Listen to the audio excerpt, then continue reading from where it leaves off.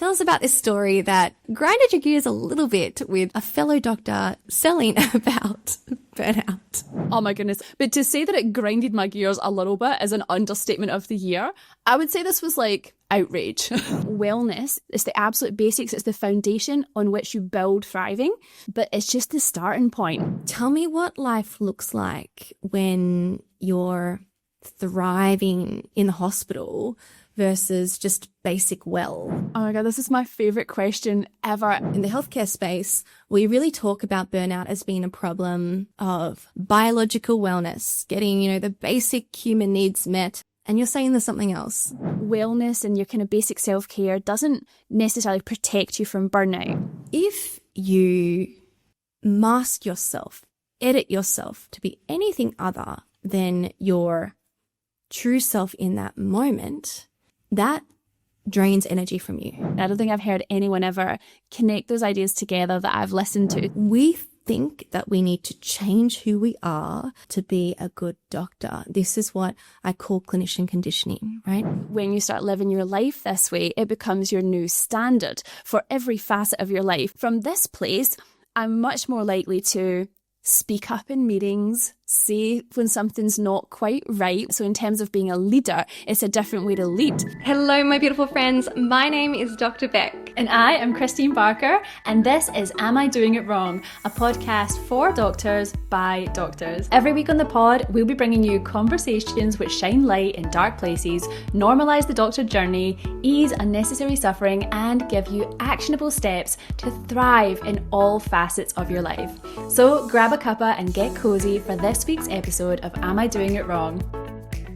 Hello, our beautiful friends, our Dr. Humans, and welcome back to the potty. And today we're going to tell you about how basic wellness is not enough to protect you from burnout. And of course, what is. In fact, if you address this particular energetic drain, you can actually go from burnout into thriving as a doctor.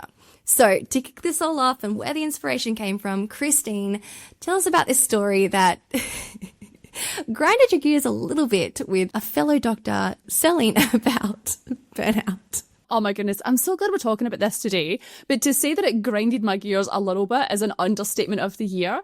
I would say this was like outrage, like overt outrage. She really, really upset me. I'd actually followed this person because I'd saw a few posts where I thought we had the same kind of messaging. Like I thought we were peeps, like looking after doctors, helping them achieve their potential, doing things like what we do here on the podcast. I was following this lady, and then the next thing, a reel that she'd made, and she was talking about burnout, and she started with this hook about, doctors having this really bad burnout rate and all the statistics and all the real harms that can come from that, including like doctor suicide and leaving the profession and all of that. And then, I kid you not, she did an unboxing. She literally went from those sentences and brought in a box of like cosmetics or something and did a sponsored post, and then continued to be talking about these statistics whilst being like, oh, this is a nice body lotion. And then she put that away and continued to talk about burnout. And I was just like, oh no, I can't deal with this. So obviously I unfollowed immediately, went on to Voxer and was outraged, rambling at Beck for like 10 minutes about it. But I think the reason that it got me so fired up was, if you've ever been burnt out, and I think, I have, you have as well, Beck, many people listening to this will have, it is a dark, dark thing. It is not to be messed with. I don't have a problem with someone building a brand around burnout. We have lots of people that we know and love that do that because they're doing work in that space that is actually meaningful and helpful. But this was just something else. It was very disconnected from, what burnout is. By all means, do an unboxing video for self-care, but don't put all those statistics and mingle it all. It was very insincere, and it just really upset me.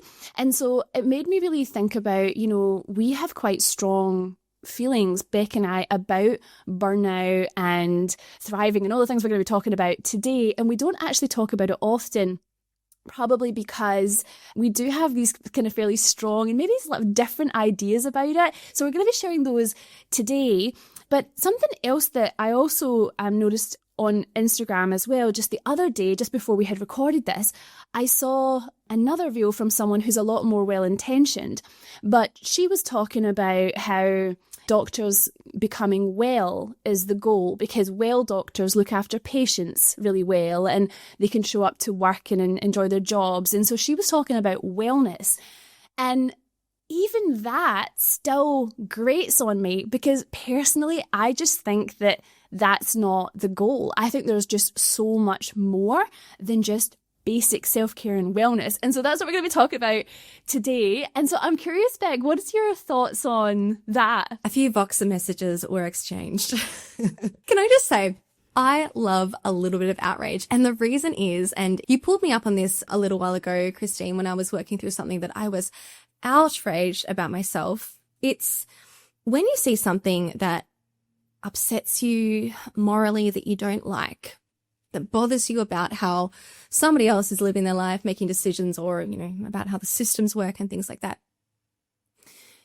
That outrage that gets spiked in you is actually really useful for you to see what matters to you and what you value. And we hear that coming through when you talk about this. You're able to see this person has their perspectives, and you're letting them have their perspectives.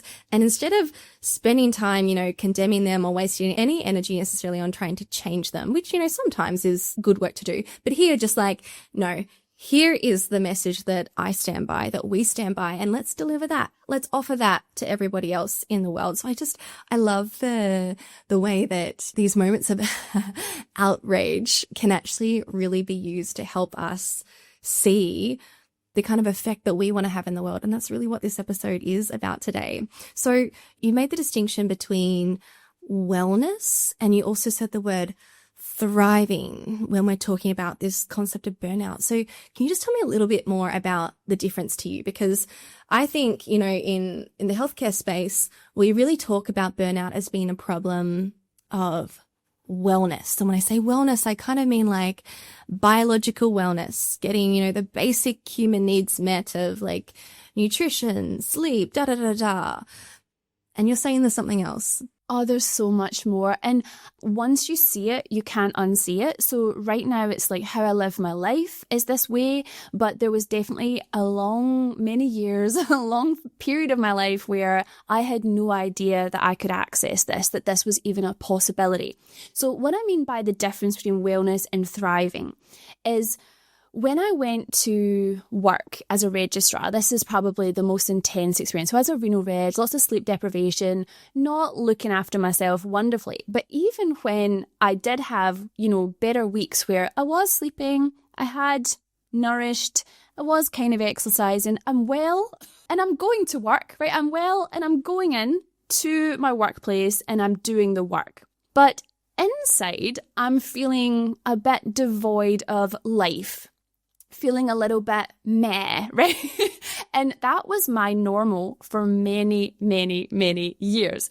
So I was technically well, I didn't need to go to a doctor, and I was kind of just functional, I guess, but I wasn't thriving. And so now that I know what thriving is, I would describe thriving as a sense of aliveness, being actually alive. There's such a difference between just kind of being able to show up to work because you're well enough to be there and you can't justify a sick day, to actually going in, my cup is full, I'm alive, and I have this beautiful impact I have in the world. Or there's lots of different layers to thriving, but I think the essence of it is feeling alive. And honestly, I don't think that is everyone's experience as a doctor. It certainly wasn't mine throughout my training. And so I think understanding that is accessible, but also understanding that there's a path to get there. I think wellness is the absolute basics. It's the foundation on which you build thriving. So you're not going to get thriving without the basics. Of course, you need all those basic things. I'm not saying that you don't, and self-care is so important, but it's just the starting point as far as I'm concerned. I am so glad that you've said this and made this distinction, because we can get so caught up in trying to hit these kind of wellness basics and then if we think that wellness is the solution to feeling good, to burnout, even when we're doing enough, we're exercising a couple times a week, we're getting enough sleep, we're doing enough socializing, we're eating lunch, we're doing the things. If we then do those wellness things and we're like, I still don't feel good, I still feel burnt out, we can just keep flogging a dead horse. Oh, okay. But you guys know what I mean, okay? You can keep trying to solve the problem that isn't actually the problem, and you just keep pouring energy into it until, you've gone and become a bodybuilder who wakes up at 4 a.m. to do the morning routine and the exercise and eat the chicken and broccoli, whatever, because you're like, well, I still don't feel good, so it must be wellness that's lacking. And so you can end up just not only wasting so many resources, your time and energy pouring into doing all the basic wellness things, but doing that without getting anything back. I really think of, this kind of basic wellness stuff as a bit of like 80-20, in the sense of after you've invested that 20%, your returns are like significantly diminishing after doing those basics. I think of it more as a threshold. I talk about it as, we all have this minimum effective dose that is very individual to us. So for example, some of the guidelines would say, I looked this up when I was pregnant, that you should be exercising 5 times a week for 30 minutes or something along those lines. Actually, don't quote me on that, guys. I am not a pregnancy medical expert, but I knew for myself how much I needed to exercise in order to get that energetic kick, in order to move that pent up energy through me, in order to kick off, my metabolism or my hormones, to keep my body operating well and then producing more energy. I know that my minimum effective dose for me personally is 2 times a week doing this particular type of exercise. That is my minimum effective dose. And identifying that, I can stop there. And then I can pour my extra resources into other things. This is a self-awareness exercise, right? It's about trialing and testing and working out what you need to do, what the minimum is you can do before you feel good. I noticed over years, if I dropped that down further, suddenly I wouldn't be feeling good. If I dropped it back, if I pulled it back up again, cause and effect, now I'm feeling better. And you start to identify these things for yourself. So all this to say, there is a limit for which these basic wellness activities can help us. As doctors, we do not live in these perfect, ideal worlds where we can always do all the perfectly optimized, biohacked wellness things. We live in this reality of clinical work that often makes our resources so very scarce. And we need to be so discerning with how we decide to pour into ourselves to bring our energy up in our lives to be able to be alive, as you say, Christine. So making that distinction between, when you've hit your minimum effective doses of wellness, when you've done enough, so that then, as you're saying, we can move on to this other aspect of feeling well and feeling alive that nobody in medicine talks about. So Christine, let's talk about it for everybody today, for when you figured out your minimum effective doses and you're like, okay, I still don't feel alive. Now what? Can I also just kind of echo and put just some extra points on what you just said, because I think it's so important, knowing your basic minimum dose for wellness. And you said self-awareness, because it's going to be so different from everyone. And I was thinking about, I don't know, it took me the longest time to realize, if your cortisol is high and then you go for a run, some people that might help them with their stress. But for me personally, I'm pretty sure it makes my cortisol higher. I feel like weights or something is more like my nervous system likes that self-awareness thing. Just because your best friend is doing this thing and says this is amazing for self-care, it doesn't mean it applies to you. And you might be a yoga rested, or on any one day, it could absolutely be not that thing, that something that normally fills up your cup on any one day could not be the thing you need that day. And I think that self-awareness piece is key. Exactly. And we know this as doctors. We know that guidelines are just guidelines. Guidelines are there to guide us, but they're not the ultimate prescription. You don't just blindly apply a guideline to the patient in front of you. And yet, when it comes to our health and wellness, somehow doctors decide that we don't know anything and we need to outsource this to the experts. You are the expert on you, but you might not feel that way because you haven't been monitoring yourself enough for cause and effect. You haven't been looking at your vitals every day and looking at how, oh, if I give this dose or if I add this thing or take this thing, how does that affect me when I watch over the next 24 hours? What happens? So just a little nudge to remember what you already know, which is the guidelines aren't the be all and end all, and for your patients or for you either. The best thing we can do is pay attention to ourselves. Yeah, and I think that's the thing as well, isn't it? So we're talking about this concept of basic wellness, but I think the truth is that for everyone listening, you probably already have a fair idea of how to become basic well, right? So you kind of already know that recipe, and we don't really want to linger here much longer. And it's kind of like, what's the next stage? So how do you get from there to thriving? You mentioned something about taking your energy up, Beck. I think we could talk about what thriving looks like as you walk through the world and some of the behaviors associated with thriving. But I was actually just keen to talk to you about how you would take your energy up. So you've got the basic wellness, you got that, and you're still feeling a bit dead inside a little bit, well enough to show up to work, but we're aiming higher, people. What do you think is that gap from your perspective? I feel like when we talk about our energy levels as a society, we think about the basic idea that most people have is you go to sleep at night, and when you have a full sleep at night, then your energy is, up at the top of the top when you wake up in the morning, and then over the day just progressively gets drained as you use and use and use your energy. When you do work, the mindset coaching that I have been doing for the last decade, when I take into account how long I've been doing it on myself, you start to discover that actually you have the ability to create energy in your body.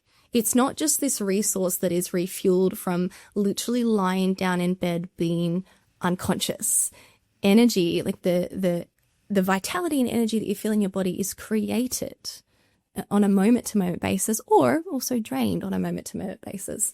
I can give you a really easy example. If I told you right now that, congratulations, you have just won the lottery. You have $10 million coming your way, just like show up to your local news agency, collect it, and then decide how you're going to live happily ever after in your rich yacht bougie life. Notice, if you really believe that, if I told you that in this moment, you wouldn't probably be able to keep sitting in your chair, right? You'd have so much energy in your body that you jump up, you jump with excitement, right? Jumping with excitement is such a visceral thing that we understand. The way that you're perceiving the world around you, your expectations for the next moment, for the next day, anticipating a trip, anticipating Christmas, the way that you're thinking, the way that you're perceiving the world either creates or drains energy, and it definitely can create energy. So my point here is that it's not just the basic wellness things that fill up your cup. And not many doctors know this, only because, again, we've never questioned it. We've been taught to disregard our body. Christine, you talk about the override button. We've been taught to just shush our body so that we can get on with our theoretical, rational plan for the day. But when you start to tune into your body by doing some of this mind management, self-awareness, thought, emotion, energetic work, you start to actually understand, this is a way that I can create energy, and this is something that drains my energy. And then that becomes one of the most powerful toolboxes that you have when it comes to burnout. On a very simple level, what gives me energy and what takes my energy? And also, armed with that information, when I want more energy, what am I going to do to create it? I've got all these options with all this self-awareness. And what am I going to stop doing, do less of? We'll be talking about that more in the next episode. Stay tuned. That is currently draining your energy. And you can see now how burnout is not a simple equation of starting with an energy tank that gets drained. I think would be really good for everyone listening to do, actually, just based on what you said, is actually just take a minute and write that list down. What things give me energy and what things drain my energy. Depending on where you're at in this journey, you might lean heavily into the negative and just be able to rhyme them off. It might actually be harder to access what gives you energy. And we've talked about this before on the podcast as well, something called a joy list. And it's kind of all the things that you used to do when you were a child. So for me, it's like drawing, colouring in, singing, dancing. But as an adult, obviously, there's lots of other things you can do too. If you're having trouble connecting with that part of yourself, like things that spark joy for you, chances are there's stuff from earlier you, before the world got to you, that you used to enjoy that you probably still would, and connect with that. You know, those kind of things, you don't have to do them like for hours and hours and hours, like 15 minutes of doing something that you find joyful. So I used to do this when I was doing my joy list, when I kind of started trying to do this energy stuff that you're talking about, Beck, and kind of control it and aim for thriving as opposed to basic wellness. There were so many things on my joy list, but I remember like I wanted to learn guitar, and I mean, I'm still not actually great at guitar, but like 15 minutes a day, because your fingers get sore anyway when you're doing something like that. But you know, it's just something you do for yourself, and like after that you can go and do something real boring, study for your exams, or you could take a guitar to some room at work and do it on a break. Like there's ways to integrate a 15-minute activity. And obviously things like meditation and all that will do it too. But I think that sometimes meditation and mindfulness, that's a bit hard to access. Whereas doing something, dancing, singing, colouring in, whatever you do, it's like an easy thing to reach for. If you're struggling to think what kind of sparks joy and what makes me happy, that joy list will probably help as well. Absolutely. And it's just like, if you just do that exercise that Christine is suggesting right now, do it imperfectly, do it incompletely, just get some things down, because then in the next moment that you need it, the next moment that you're feeling drained, exhausted, and you're like, I want energy, the last thing you want to task yourself to do in that moment is to try and do this brainstorm and like connect back with yourself. That's like, oh, well, when I'm feeling the complete opposite of what I feel right now, what do I, like, you're so disconnected from that version of yourself at that point. So if you just do this for yourself now, then you can just whip it out cognitively, super easy. Just be like, dance, go talk to my partner and like get him to tell me a joke, make me laugh. I'd love to just bring a little bit more nuance to this too, because it's not even just the things that bring you joy, although that's like a total superpower. Like if you can switch into joy, whether it is through, you know, focusing on certain things, doing a behavior, interacting with people that then when you go and talk to somebody who makes you laugh, like you kind of get them to insert thoughts into your brain. Like they kind of like distract you and like hijack your thought process, because they're like, oh, look at this funny thing over here. And that creates that happiness in you. So you can kind of like, you can do the harder work of like trying to direct your mind yourself, or you can also like go and do a jiggle, do a dance, go and talk to somebody and like kind of shortcut and get those like more joyful thoughts inserted in a more spontaneous way. But it's not even just the joyful, super positive things here that create energy for us. And I just want to talk about why just simple, authentic self-expression is something that creates energy for us. And also why doing the opposite significantly drains energy, because I think most of us will really be able to understand this if we just sit with this and listen. So when you are your authentic self, and let's even just take the example of not being the super positive version of yourself, but just not being an edited, masked, muted version of yourself that a lot of us as doctors think we have to be when we go into those hospital corridors, when we walk into clinic. We think that we need to change who we are to be professional, to be a good doctor. This is what I call clinician conditioning, right? It is how our system has taught us that we need to be a good doctor, to be professional. If you, therefore, with that obligation or moral imperative in your mind, mask yourself, edit yourself, change yourself to be anything other than your true self in that moment, that drains energy from you. You're doing this extra activity of watching yourself, muting yourself, changing yourself, editing yourself. That takes conscious energy on a moment-to-moment basis. And then that's just level one. I've got 3 levels for you here as to how this drains you. The second level is, because you muted and edited and changed yourself, and therefore you didn't act fully expressed, you didn't act authentic in that moment, you know, you didn't You didn't contribute in that moment where there was a space to speak up because you were overthinking and you weren't sure. You didn't say that thing to the patient that you thought, on one hand, you're like, I really want the patient to hear this. But then there was another part of you with that clinician conditioning. And it was like, oh, it's a bit too much. Or, oh, I spent too long on this patient. Or if I say this, it might be interpreted in the wrong way, whatever. You now have this experience that a lot of doctors have, which is looking back and regretting, ruminating on the places where we really knew the right thing to do, but then we didn't do it. That follows us not only in the moments after not being our authentic, fully expressed self in the day, but it follows us home. It follows us to bed at night. It wakes us up in the night. So it's more continuous energy drained from not being fully expressed. And then finally, the third layer, which is the most devastating to me, is when you watch yourself do that over and over again. You watch yourself not show up for yourself, not be your full expressed self, not be authentic, not have your own back. Then you feel regret, resentment, you ruminate. What this does is ultimately it drops your level of self-trust. And when you don't have self-trust, and you go into your day, you are spending the whole day and moment to moment, every decision you make, doubting yourself, not feeling secure in yourself. And that's a whole nother layer of stress and energy spent that comes just from this high level concept of not trusting yourself.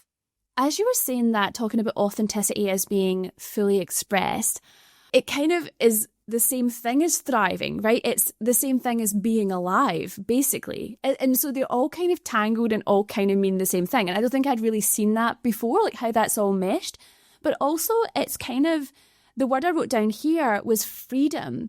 Freedom can mean lots of different things, but I think there's a freedom within yourself, like a freedom to be expressed and like being allowed to like just giving yourself permission to do stuff, because a lot of the things are clinician conditioning, but also social conditioning. Because I know that I had various creative facets of myself that weren't expressed as a doctor, because it's not really a creative thing. And whilst they were unexpressed, I wasn't well, or I was struggling to get basic well. And as soon as I started to express them, it was like there was part of me that was just soothed and loved and like happier. Like, and I can't really explain to you why, but I think that wasn't just clinician conditioning. That was like childhood conditioning where academics were celebrated and creativity was not. And I think that's a common thing for, I've also heard some of my students in my courses say, oh, I really love painting pictures and I've got all these artworks in galleries, but until I pass my exam, I'm not going to paint. And it's like, and on one hand, I understand that, but on another hand, like, you're kind of holding yourself back as if you don't deserve to express yourself and be joyful at some point in your week. And so I think it's not uncommon. I don't think it's like I don't think I'm the only person that's ever experienced that. And then when you were talking about being in the clinical environment and just that exhaustion, like I remember as a registrar, like I think I've always wanted to be a sunshine kind of person. And as a registrar, like if you ask anyone, they'd be like, oh, she's so like bubbly and like joyful and da-da-da. But I can tell you like right now on this podcast, I am joyful and authentic. When I was doing my training, I remember like doing a kind of a more people-pleasy version of that, where if I felt terrible on any one day, I'd go into work and I would be cheerful on the surface, but I was still dying inside. And it was exhausting, Beck. It was so exhausting. And what I've actually learned now is like if I go into work on a typical Tuesday and I'm not feeling like 100% like, the cup's mid-range full or something's maybe happened and I'm just having a wee lull for whatever reason, I don't put extra sauce on. I just let myself be like that and people can still accept me that way. I'm actually still quite cheerful, but it's just not like maximum cheerful. But like people ask how I am and I'll be quite honest. I'll be like, oh, I'm just having a wee med day today. How are you? Instead of being like, oh, I'm fine or I'm great. I think that there is some freedom in that as well. Like kind of not having to put on a mask and put on a big show all the time. It really is an exhausting way to live. Exactly. I couldn't agree more. And that's why it's not just about positivity. The only way to create energy isn't just through being positive. So firstly, we just talked about how not letting yourself be authentically fully expressed drains your energy. But let's also talk about the other side where you give yourself permission to be your fully expressed self, and how that creates energy even when you're not being positive. So we've got 3 layers again. Layer 1. So yes, you could be your fully expressed positive self in this case. You know, for example, I know that I have in the past toned down my bubbliness, my shine, my joy when I'm in the professional environment because, it's not professional. I'm not being serious enough. I'll just be like seen as like a giddy little girl kind of thing. You know how society can kind of take these joyful, positive parts of you and they can use it to call you unserious or naive. So that was something that I've kind of been socially conditioned and clinically conditioned out of. And so ironically, such a positive thing I'd mask. So there is the example of not being your super positive self. But also, when you allow yourself, as you've talked about here, Christine, to be your authentic self, even if you're feeling, quote, negative, allowing yourself to just be that and not masking or trying to change that is something that helps you create energy too. One of the most incredible lessons I've learned in my life is crying, allowing myself to be in sadness is something that creates energy for me too. If you've ever had the experience of letting yourself actually sit in the feeling, with this example, if I sit in the sadness and I let myself cry and I'm feeling like exhausted or feeling I've got all this energy kind of trapped in me, if I let myself cry in an unrestricted way, I feel so much better, so much lighter. I feel alive again after I have let myself cry, which is a, classically negative thing. I'm not advocating necessarily for you going to work and crying. Let's try and avoid that where possible. But the general concept is even letting your, let's call them negative emotions flow, even just letting yourself be in just like a simple neutral place and letting that state that you're in just be the state that you're in and letting that energy move through you is something that is energy creating, right? As opposed to working against that energy in your body. I love this because what you were basically saying is another layer of authenticity where your sadness or whatever emotional state you're in is part of your self-expression. And of course, there might be a time and place for it. But I think honoring your self-expression, whether that's in a room by yourself when no one can see you, is still such a beautiful thing, and being able to feel the feelings as opposed to hit the override button. I know myself, I've gone through scenarios, classic one was a breakup, and I don't know if any of you guys have ever done this as well with a breakup, and you have the breakup and you're like, I'm fine, I can live without them. And then you hit the override button for months and you just go about your life and you're living your best life and your Instagram reel looks amazing. And then 6 months later, you're like, what's happening to me? And all those emotions, you need to deal with them because you're definitely not well. I think that happens on a kind of a chronic micro level as a doctor. You will have to process that grief at some point. And I think the same is true for when you start trying to take yourself from well to thriving in this intentional way, you might actually come across very normal roadblocks where you're suddenly kind of processing stuff because that actually is a way to lift your energy. Maybe a different topic for another day, but it's just true. That will bubble up, and crying and letting stuff out of your body and expressing yourself or moving it through you with some kind of exercise or something that is so healthy. But I think you have to honor it and acknowledge that it's there as opposed to trying to be someone you're not, trying to feel some way that you don't, just being honest with yourself. That is all part of it. So I think that's so profound. There's just a lot to be said about just honoring whatever state that you're in and not trying to adjust or change that, and how that in itself, the way that lets that energy move through your body is energy creating. It's energy positive, even if the emotion's not positive. We have got 3 layers on this side as well. When you choose to be your authentic self in terms of how it creates energy, the second layer here is you're your authentic self, right?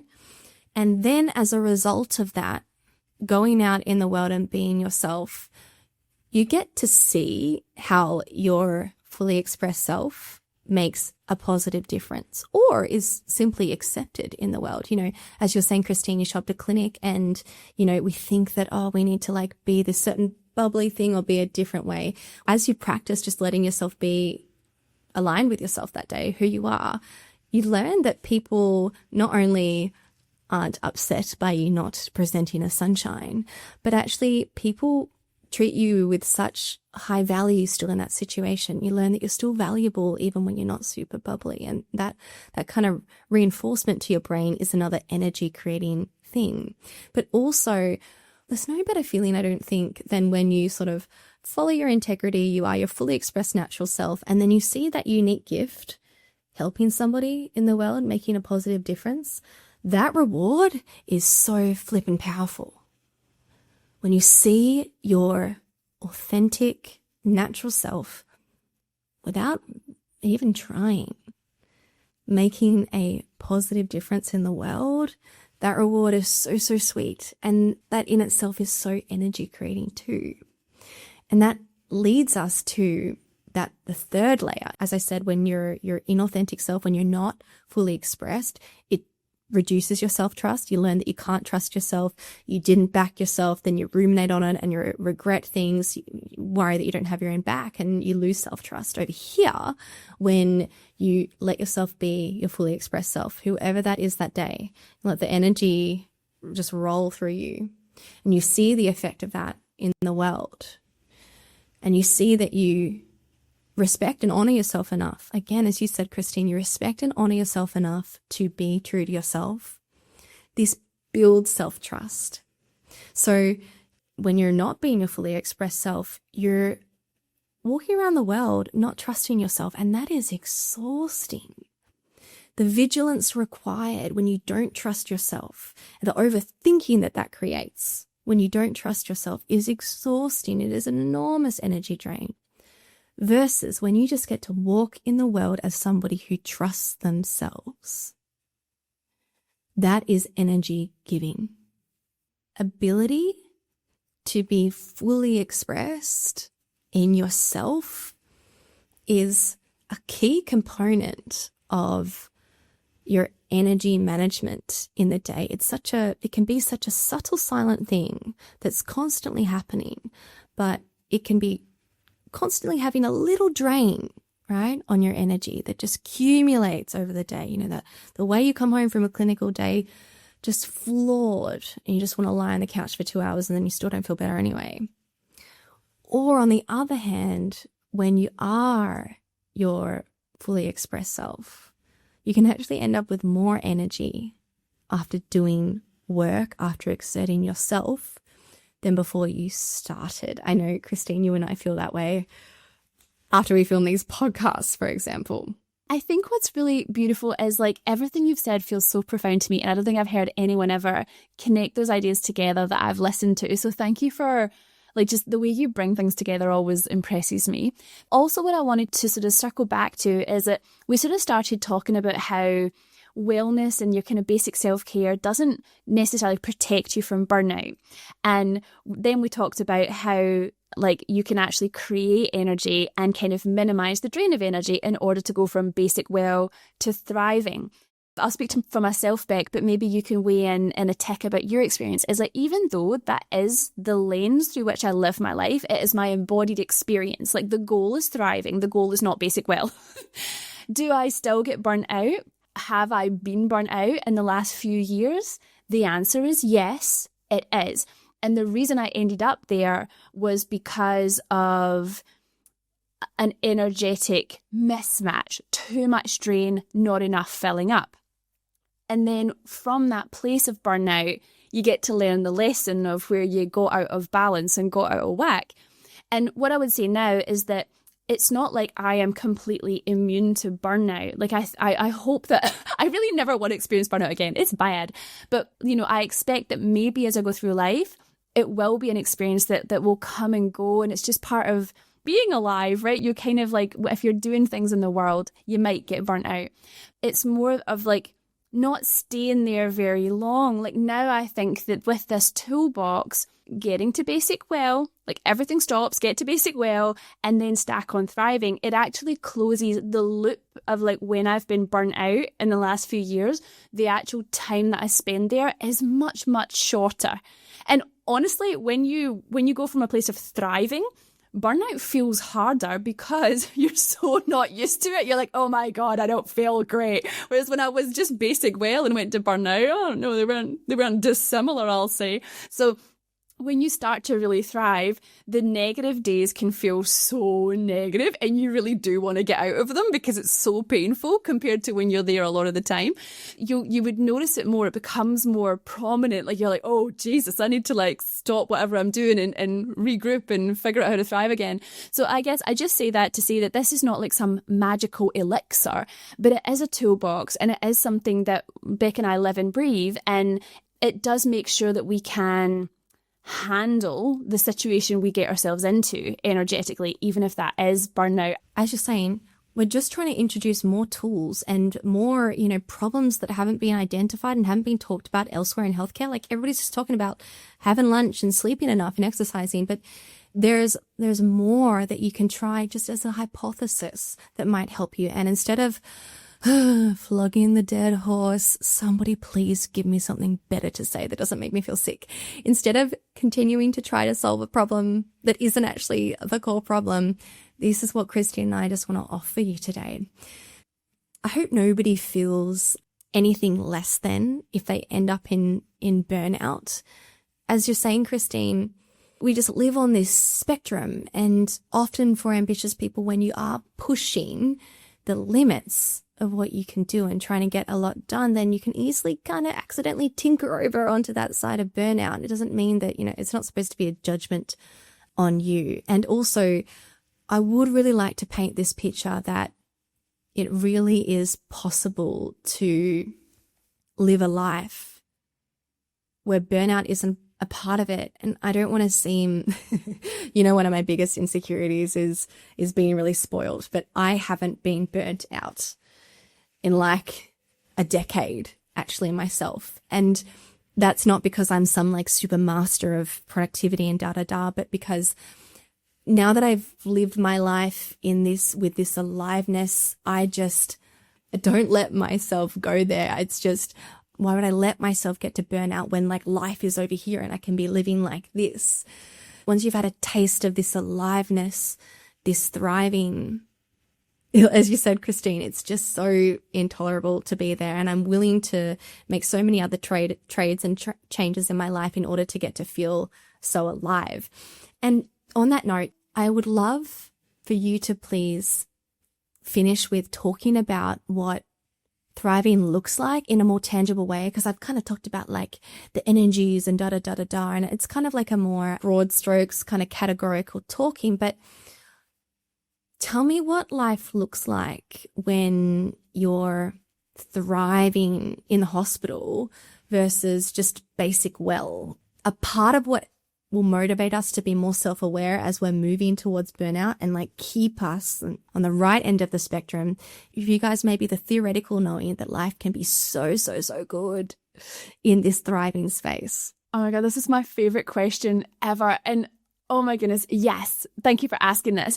It also ties to something else I was just thinking about when we were talking about burnout, and we've been kind of focusing on your self-experience, and then a lot of people would say, oh, but like the system's broken, we need to fix the system. And Beck and I will never be saying that, because we can see that the system is the system, right? But like there's this accessible thing that's like a today thing, and we don't really want to be waiting in the system to change to like thrive, right? Because that might never happen. So that's why we go more into like your experience and what you can do. But then what's really magical, and just to answer your question, Beck, is that when you start living your life this way, it becomes your new standard for every facet of your life, including when I go into the hospital. So from this place, I'm much more likely to speak up in meetings, say when something's not quite right, when it's not the best for the greater good, have an unpopular opinion. I'm also very likely to, and definitely do, encourage people around me to be in their authentic self as they practice medicine, and kind of like help them express their potential and give them permission to do that. So in terms of being a leader, it's a different way to lead. It's, innovation. And if you wanted to change the system, the best way to do it is from this place of thriving, not from like a complainy, whingy. I don't mean that in a bad way to anyone who's whinging. Everyone needs a good whinge every now and again. But what I'm saying is like, in terms of just like actually changing the system, having this like inner safety and a freedom to express your ideas unapologetically and tell everyone what you think might be a better system. Like that actually takes a bit of work to get to be that person who feels safe enough to do that. And so it actually can show up in a way that you could actually change the system if you truly believe that that is the problem. But on the way there, even if you don't do that, even if that's not your mission or where you're going to have impact, whatever it is that you're doing in your working day, as you walk around the world, in a thriving sense, you're going to have a new standard for yourself and a new standard for everybody else around you. I tell people unpopular opinions all the time. And I think I spoke again on the podcast about anytime I'm in a meeting and like someone has an innovation and it sounds a bit meh, I'm like, all right, well, in the interest of joy, could we do it this way? And I drive everyone nuts.